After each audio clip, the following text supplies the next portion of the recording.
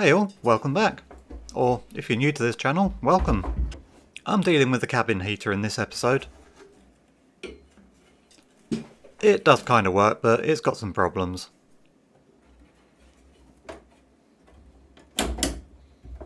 Some of the mechanisms are stuck.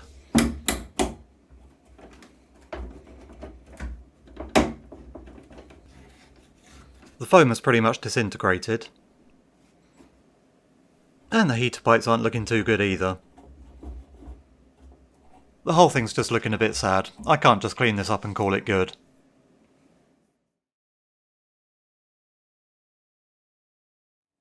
So it's time to take it apart. It's not a task I've been looking forward to either.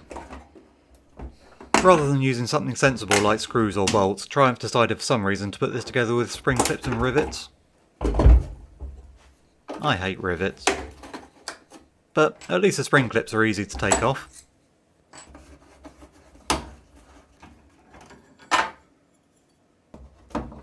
Here's some screws at least.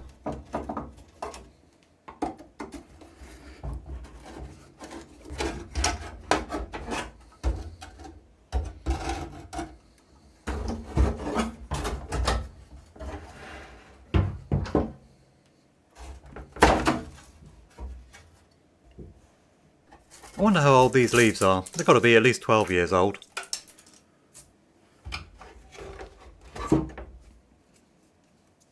The motor's actually in good shape. I'll leave that be.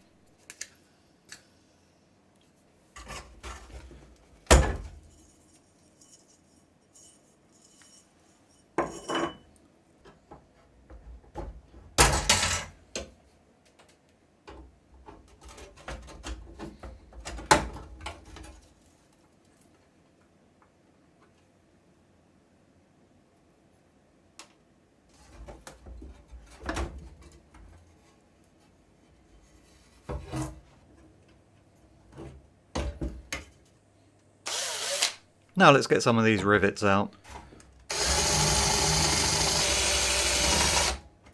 2 down, many to go.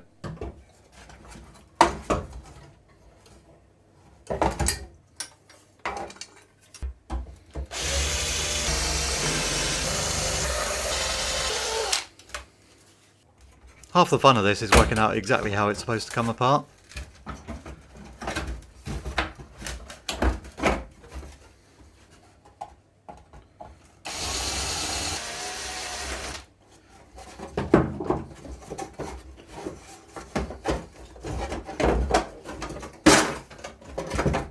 Ah, now we're getting somewhere.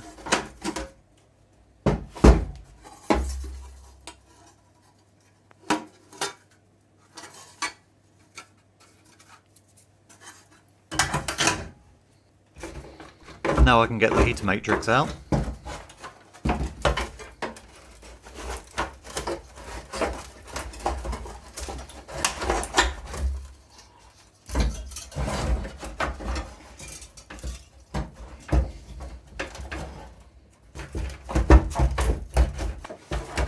Or not. This thing's stuck in there fast.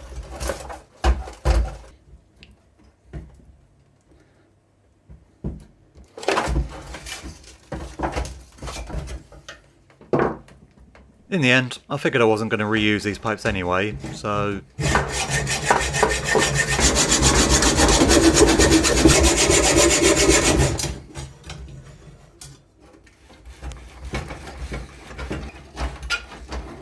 With one pipe cut, I managed to slide the other one out. And we can see why I wasn't going to be reusing these. That's pretty bad.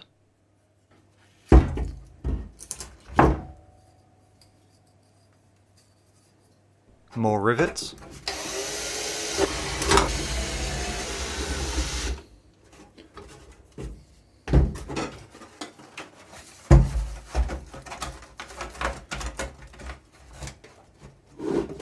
This whole assembly was all locked together. I couldn't get it apart without getting the control arm off of this flap.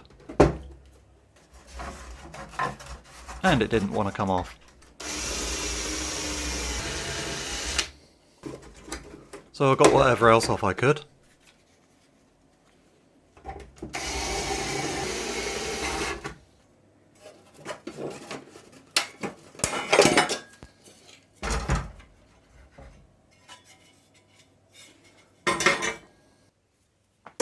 and then went to the workshop to deal with the rest.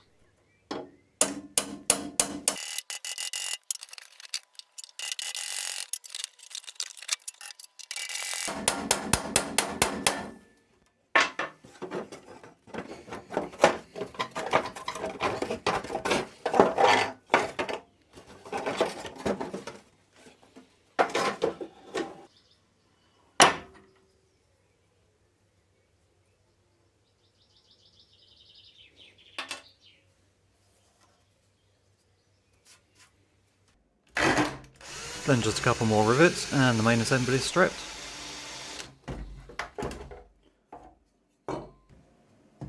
Now it's just the intake box to take apart.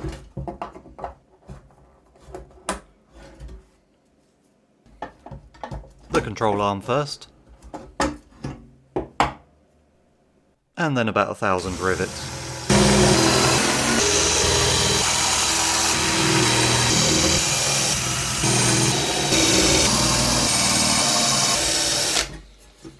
Did I mention I hate rivets?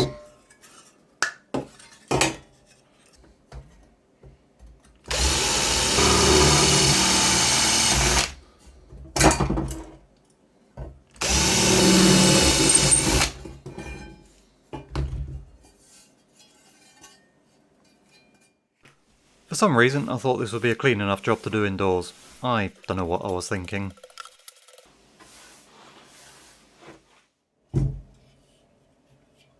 This rubber seal isn't available anymore, but that doesn't matter. Because I won't be reusing this matrix either.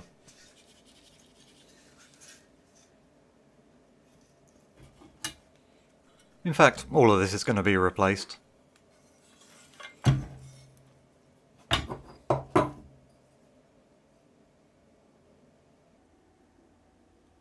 And now that's all apart. There's more to it than you might think.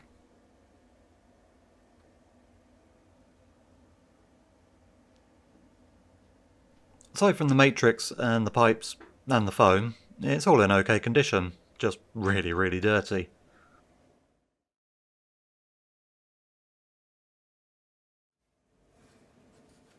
Some of the foam's still in good shape, some of it's gone altogether.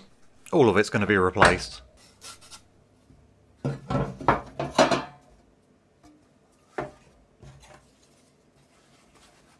So I stripped off what foam was left.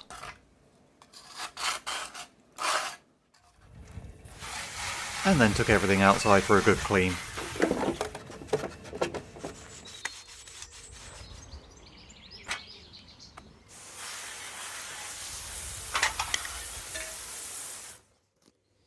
The rusty bits got derusted.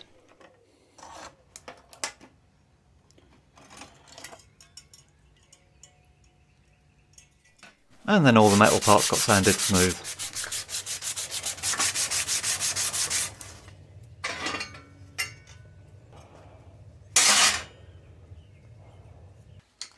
Then it all got primed.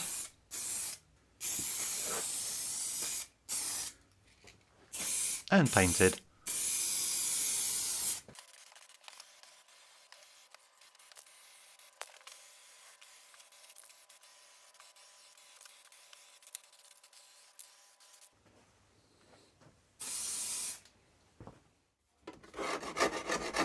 Then I cleaned all the foam remains off the casing.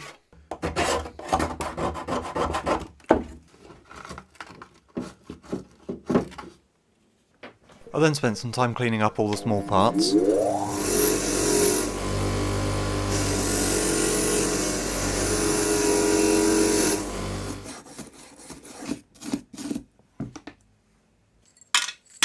I dumped all the screws and small parts into Evaporust to clean them up.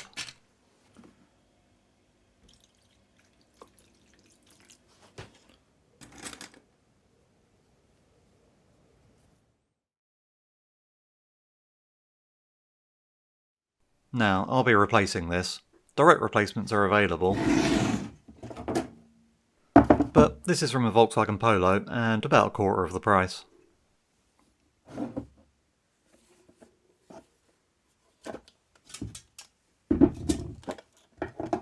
It's the same size, it just needs the casing modified a little to fit the pipes.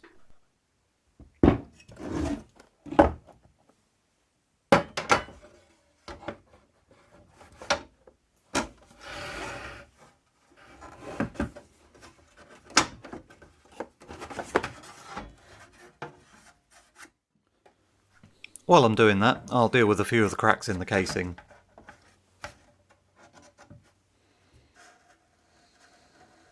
I'm just melting the plastic with a soldering iron, using a cable tie as a filler. Crude, but it works.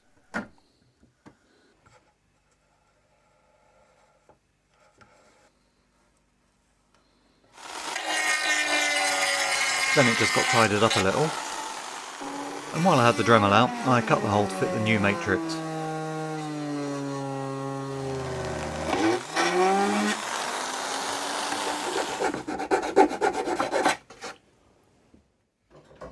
I bought some adhesive-backed foam rubber to replace all the old foam. This turned out to be a nice easy job.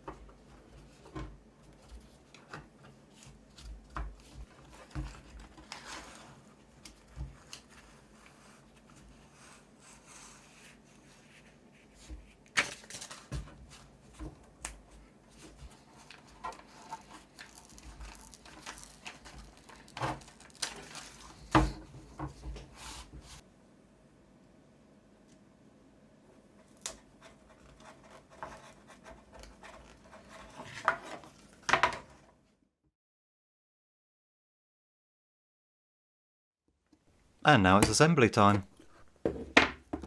I used new clips on all the control rods.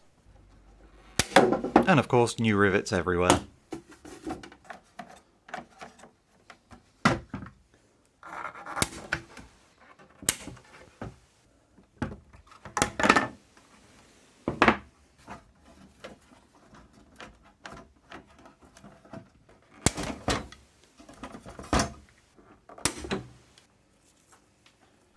The heater matrix got some foam padding before it went in, both to stop air leaking past and to stop it rattling.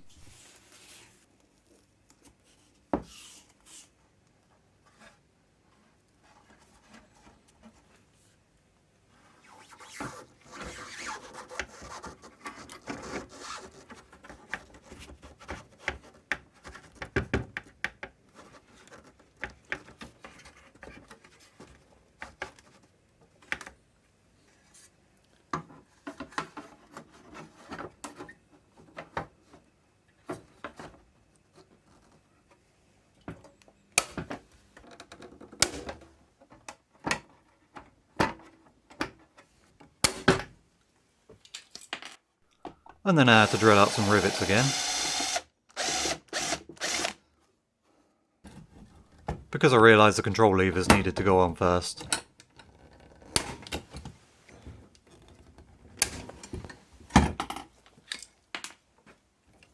And then I redid those rivets.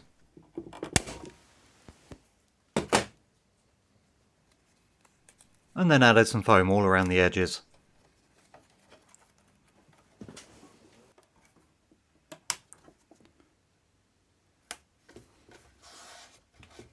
Before I started buttoning everything up, I put all the control arms and levers back together.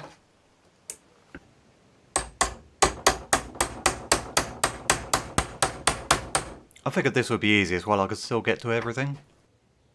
One handy thing about doing these videos is it makes it super easy to look back and see what stuff looked like before you took it all apart.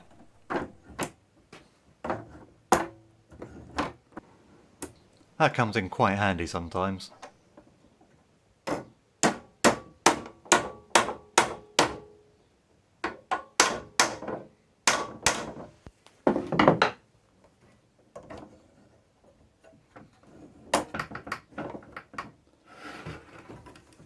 I've been worrying about getting this back together and adjusted properly, but in the end it wasn't actually too difficult.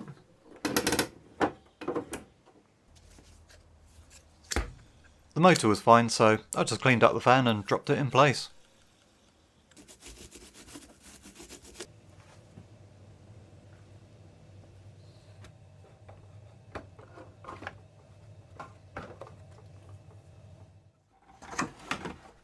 Then the hose outlets were riveted in, and the top cover fitted.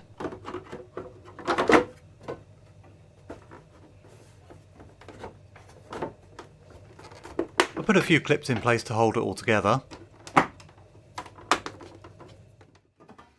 And then I put the intake box back together again.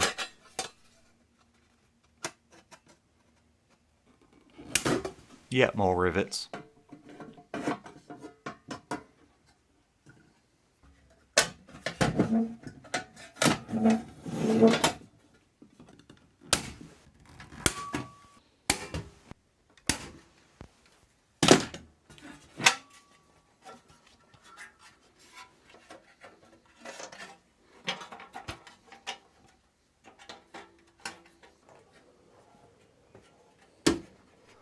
That got screwed into place.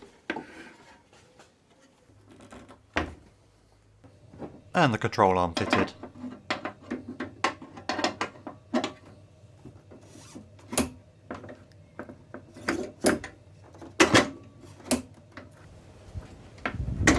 A few final tests.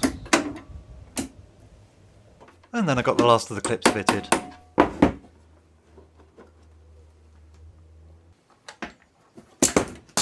Some were easier than others.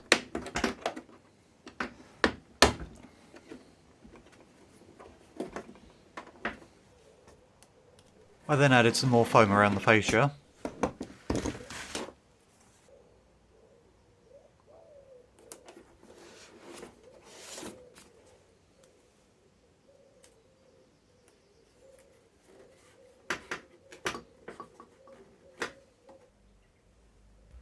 And glued the old rubber seal to the intake box.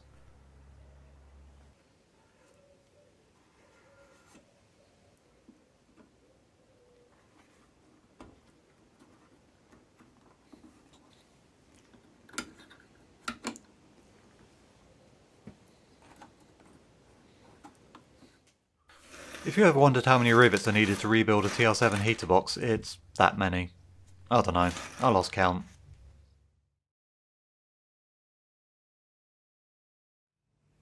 Now it's time to deal with those heater pipes. New ones are available, in stainless steel as well, but they're kind of expensive. Before I spent the 90 quid on new pipes, I thought it would be worth trying to make my own. I'd already tried a small test bend and it wasn't too bad. This is an old technique. Pack the pipe with sand.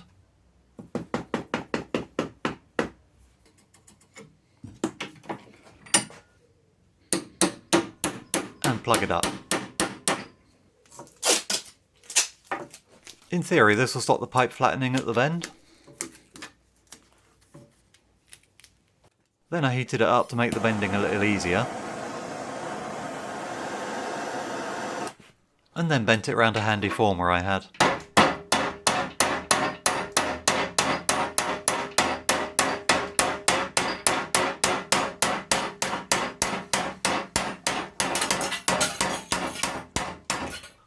Whoops, that wasn't supposed to happen. The pipe had split at the bend. I tried a couple more times, but the pipe kept splitting. Oh well, it was worth a try. So, 90 quid later, I got this. Not too happy about spending that on a couple of bits of pipe, but what else could I do? For the money, they're not even that well made.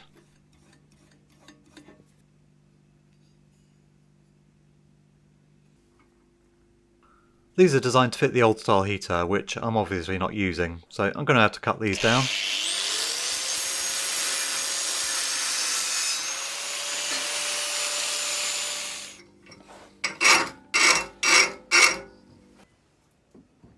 And then they got fitted with a couple of short bits of hose.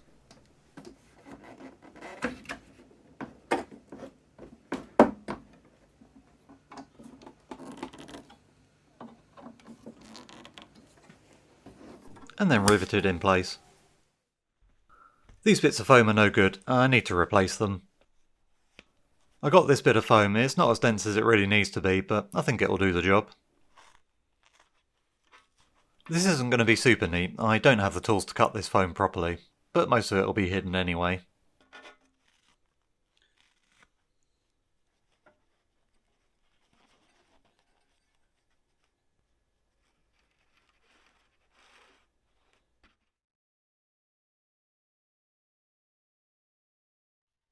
The heater mounts into the cabin on top of this bracket thingy. Obviously this needs a bit of a clean up. So I took it apart, ground all the rust and old paint off.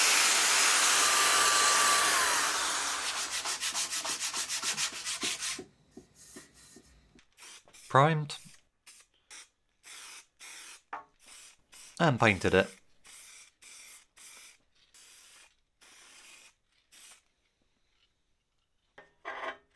And then it went back together, ready to fit.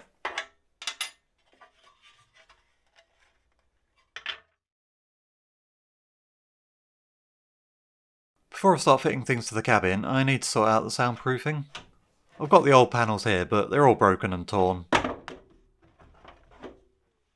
But these old panels are useful for letting me know where I need to leave the gaps. I'll be using the sound deadening panels I bought before.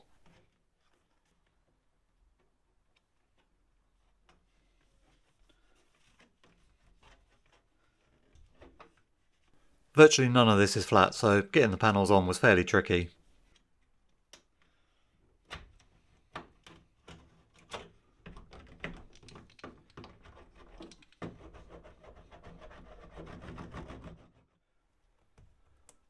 It ended up being a bit of a patchwork mess, but this will all be hidden. Nobody needs to know, right?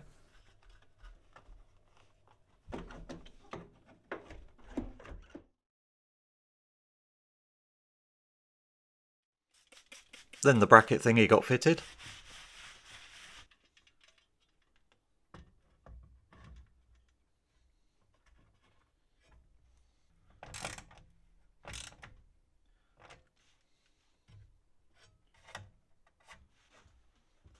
And then, at last, I got the heater box in place.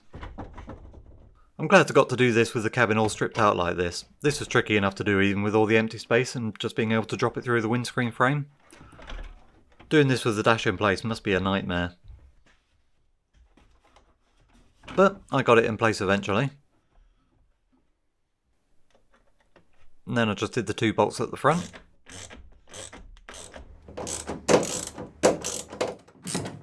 One on the top. And the 2 underneath. And that's job done. And that's it for this episode. I hope you enjoyed it. If you did, please give it a like, subscribe if you're not already, and I'll see you on the next one.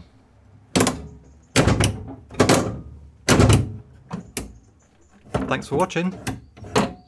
See ya.